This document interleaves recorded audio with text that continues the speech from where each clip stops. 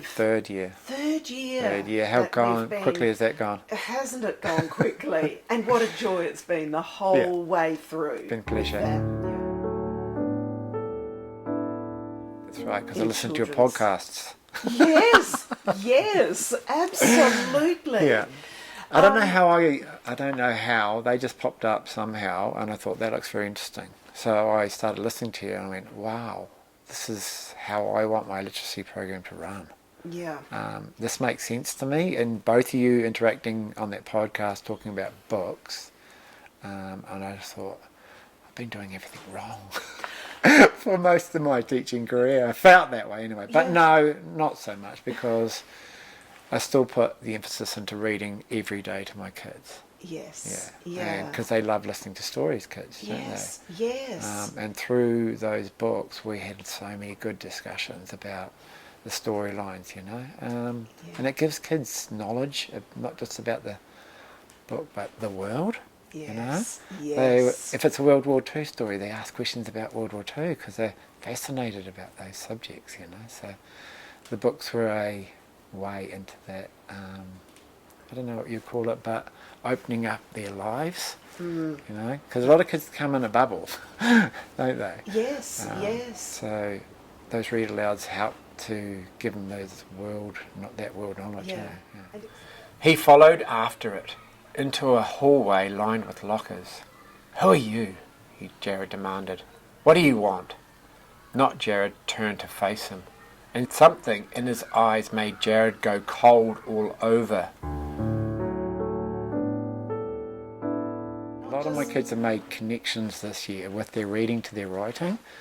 I can just think of a young girl straight off the top of my head who says, wow, the reading that I'm doing is actually giving me the vocabulary to put into my stories. So, that's a huge step for her. But it wasn't just for her. There was a lot of kids that had that connection this year. A lot of kids were reading a lot more novels. They were dipping into the novels as opposed to, the bad guys or those graphic sort of novels. So right. Okay. there was a real sort of buzz around certain books as well. Like, I've read this book, try this one, and so that inspired other kids to read as well. So that's been different this year? It's been different this year. This year has really been, there's been a lot of novels read in my class. So it's our classroom discussions, and at the beginning of the year I always say, if you want to achieve well this year, it comes back to achievement, that you need to read a broad range of books, not just stick to the same genre, but expand your horizons and try other books. So I've introduced them to some really good novels.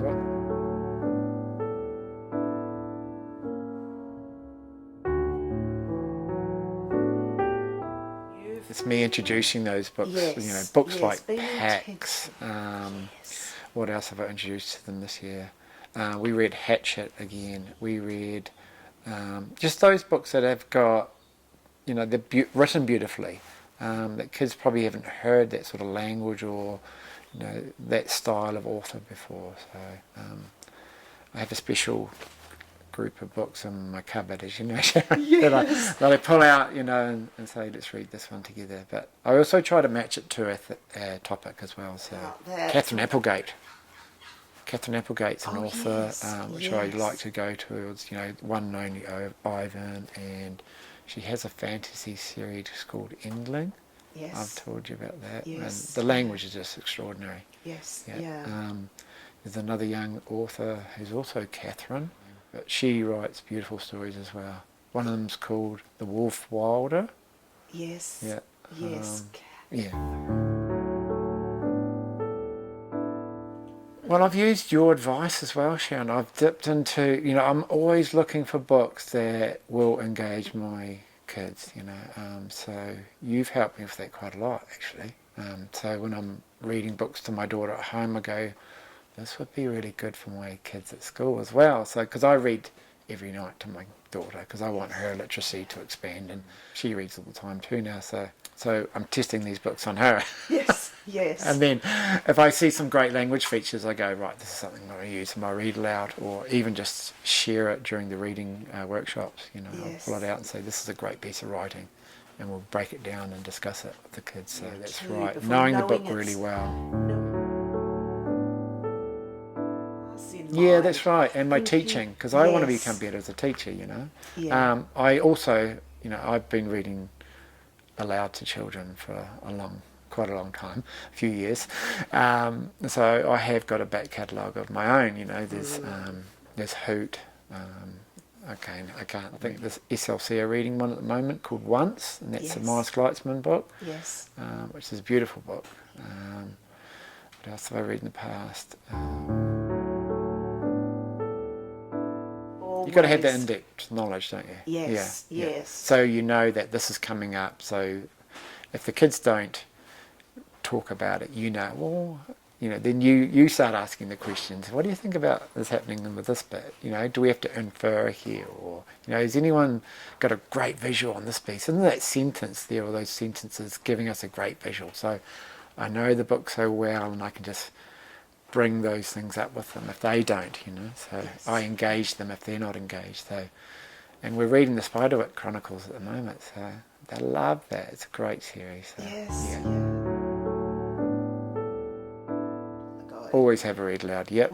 Always. Sometimes their read aloud matches with their topic, or sometimes it doesn't. So as long as it's a book that has really strong language features that might be challenging for some of the children, or most of the children in the class, it might be just a little bit above their reading level, so it helps them to engage in the story as well, because they might not be able to read it independently, but if they're listening to me read, they will, they'll expand their vocabulary, they'll expand their worldview. So I try to choose books which are slightly above their reading age. So,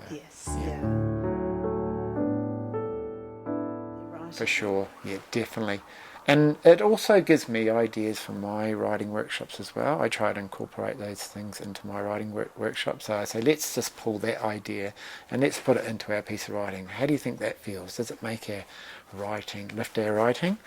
So definitely. And we also, we're constantly talking about vocabulary and how we can improve our vocabulary. So let's use words that are more entertaining for our reader, that will paint that vivid picture in our reader's mind, when we're going through the writing phase. And as a consequence, the writing has just been amazing this year.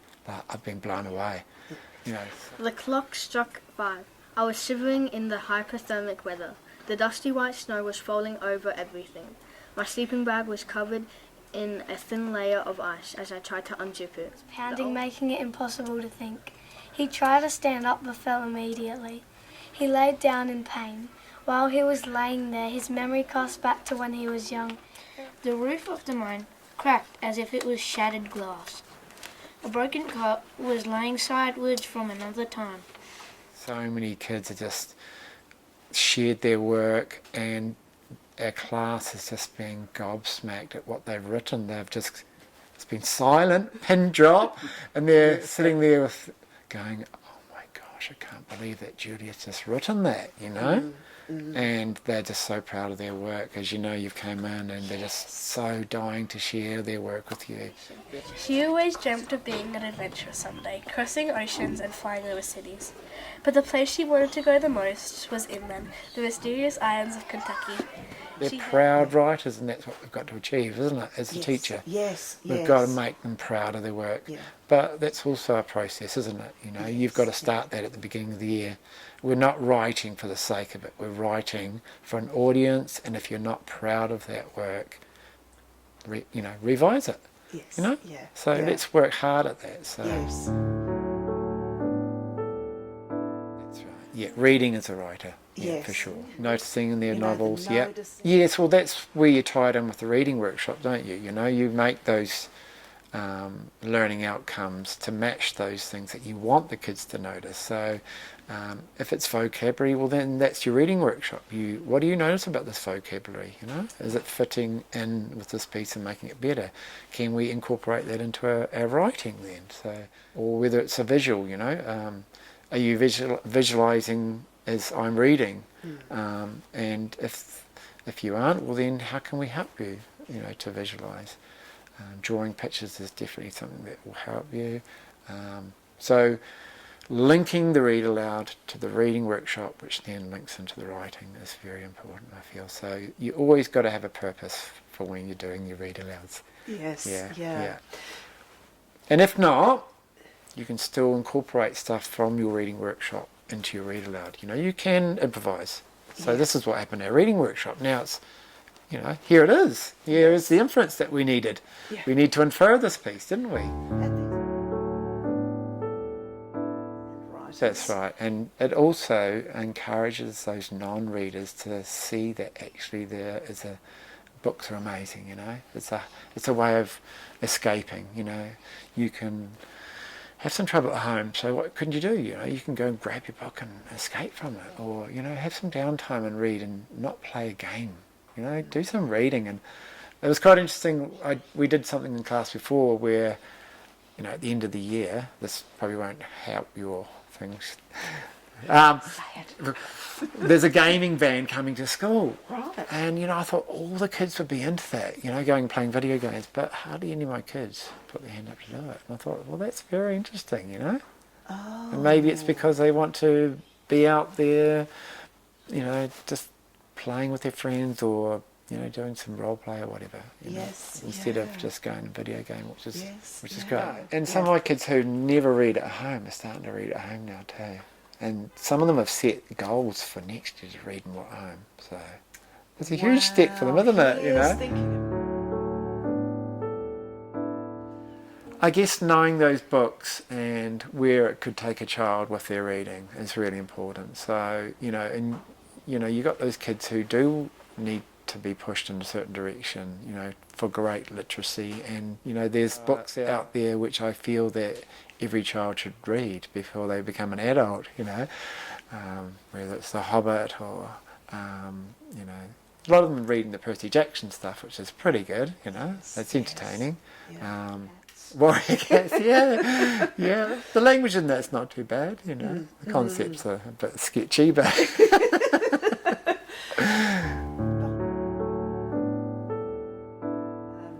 Yeah, there is some Wolf Girl in there, which I'm not really proud of, but that's my first time readers, those kids who are not reading at home, they're not interested in reading. Wolf Girl has been amazing for my girls. They have found a girl hero who's successful. A series. Yes. And that has helped their fluency and their engagement in reading. And I've had quite a few girls who have come out the other side of those books, and now they're into reading, So those books have a purpose as well. Yes. Those series that are, not, they're not classics, No. but they're still, they've got the language features in them as well, because I've read those to my daughter as well. She loved them. And, there's great language features in there as well, so... And I've added to that over the years. Yes. Yeah, because we have a class budget, and I go, well, that's a lot of money to spend on stuff that, I don't want to go and spend it on a chair. So I go and grab the school card, and I go to my favourite bookshop, Matilda, or I go to Norwood there, and I go, right, let's go looking through the shelves here and pulling out those great books that I know kids will be engaged in. So. And I know if I'm lacking in a theme like science fiction or something, I'll go and grab some good science fiction books and add those to my library. So, and it's helped. It's really built up my library. So I just want to keep adding to it and building it, because I'm back in the same room next year.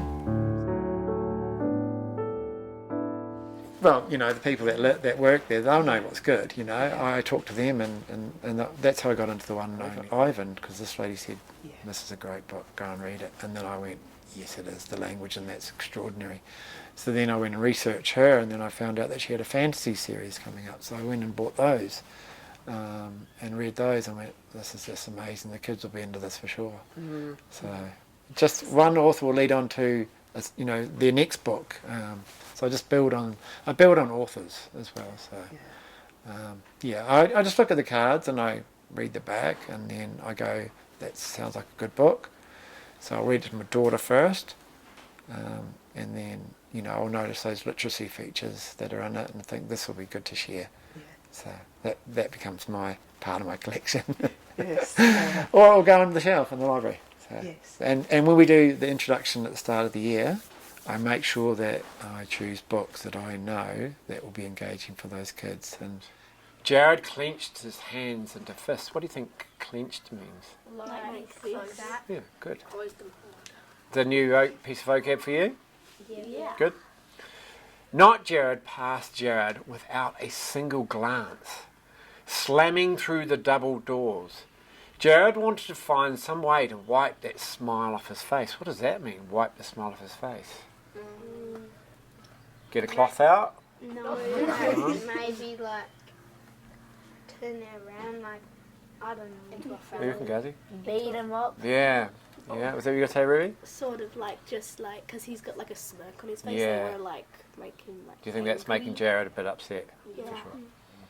Most of them come running up to me afterwards and go, can I have that book, please? Can I have that book to read? Can I? You know, so, you know when you're doing that 2-week introduction into literacy and choosing a just right book. So I make sure I pull out some really good ones to get the kids inspired to read. Because reading for me is important. It's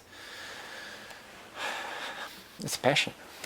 So if you're not passionate about literacy, it's not going to come across in your classroom, is it? So for me, it's a passion. So I make sure that when the kids leave me at the end of the year, that they're passionate about reading and writing, and that takes a lot of hard work. But it's also so valuable because you see the reward at the end of the year. You see the beautiful writing that they're doing. You see them engaged in books that they wouldn't have normally gone and found themselves. So I hope that year with me has been, significant in their schooling. So, and that's so important for me as a teacher. Otherwise, why are we teachers if we don't bring that passion? And literacy is a passion. So They're going back into the woods to try and find the guy that got it in his eye, and they're not doing good. And that might change each year. Yes. Yeah, and I think it's important because I want to learn as well. Yes. You got to keep yourself fresh. If you don't do that, you're going to become stale, and your delivery will be stale. So you got to be excited about what you want to share with the kids, and that excitement it rubs off on the kids. So I've seen it. That's where the kids come up and go, what have you got next for me? So what do we call those little dashes?